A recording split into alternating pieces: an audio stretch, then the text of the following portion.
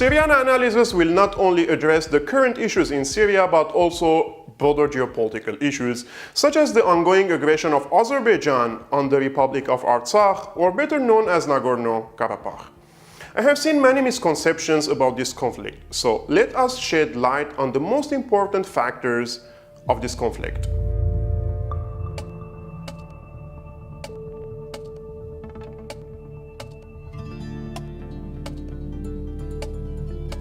Armenians are indigenous to the territory known as the Armenian Highlands. This region is sometimes referred to Eurasia or Eastern Anatolia and includes the region south of the Caucasus Mountains. This map depicts Armenia's borders in the 1st century BC. Nagorno-Karabakh is one of the 3 ancient provinces of Armenia established in 189 BC and located in the eastern end of the Armenian plateau. The historical roots of Nagorno-Karabakh trace back to the 5th century BC. In 1724, Ottoman troops invaded the Armenian land and attacked the Nagorno-Karabakh Armenian population, who yet again rose to struggle for their independence. In 1923, Nagorno-Karabakh was annexed by Stalin to the new Soviet Republic of Azerbaijan, even though the majority of Nagorno-Karabakh's population were Armenians who voted to reunite with Armenia and even protested Stalin's decision. However, Stalin back then wanted to gift this region to Azerbaijan as a form of goodwill towards Turkey and Azerbaijan.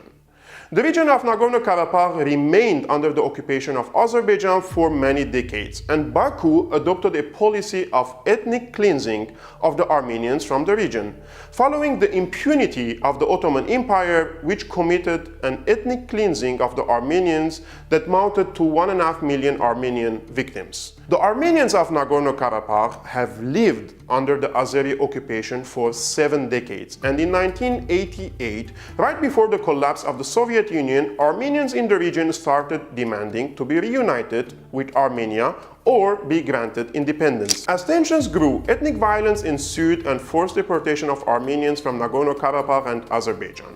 Following these atrocities, similar forced deportation happened for the Azeri settlers from Nagorno-Karabakh. In the same year, the Armenian Supreme Soviet hoped to reunify Nagorno-Karabakh with Armenia. However, the Supreme Soviet of Azerbaijan rejected the proposals in hopes of claiming the region as part of Azerbaijan.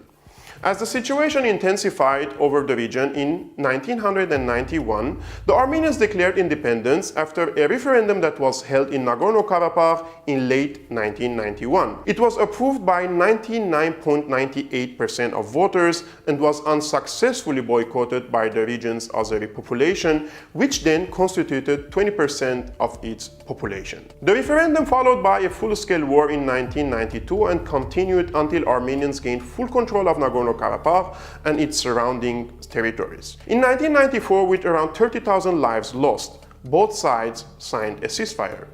To this day, the conflict remains frozen. Since Azerbaijan still aspires to gain back control of Nagorno-Karabakh and its surrounding territories, there are occasional flare-ups in violence near the contact line. On July 12 and 13, 2020, Azerbaijan once again breached the ceasefire, this time at the border of Armenia.